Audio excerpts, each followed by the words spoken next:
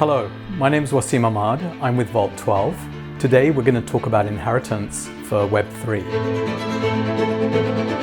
Why do we need to care about inheritance in Web3? The main reason is that in the traditional world, inheritance is relatively speaking much easier. You go to the bank or you go to the broker and you say someone has passed on or someone is incapacitated and you get access to those assets. But in the Web3 world, you yourself, as the owner of those assets, are responsible for the security and safekeeping of those assets. If you don't record all details about your assets and communicate them on to the people who are going to be the beneficiaries, then those assets are liable to get lost.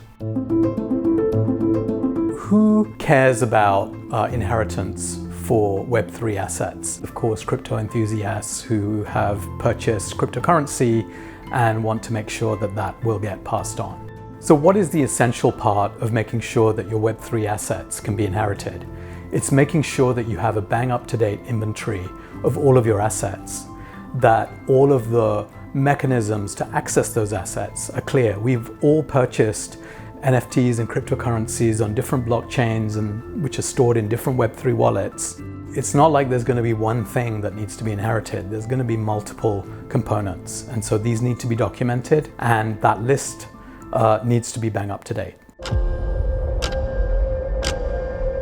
So what are the risks associated with backing up and inheriting assets? One of the main things, as we've described, is the inventory of assets. Well, you actually need to pass that list on. And when you look at what Web3 wallets tell you, what they tell you to do from a security perspective, they say write down the seed phrase, write down your private key, back up your private key and your seed phrase so that you have it. And often you're doing this on paper. And typically with inheritance-related things, you're also writing things down on paper and giving them to your lawyers. Well, every time you write stuff down on paper, you might store it in a safe or you might store it in a safe place. But the minute that you hand it over to a law firm, a lawyer, or a set of people, you're exposing that information to other people.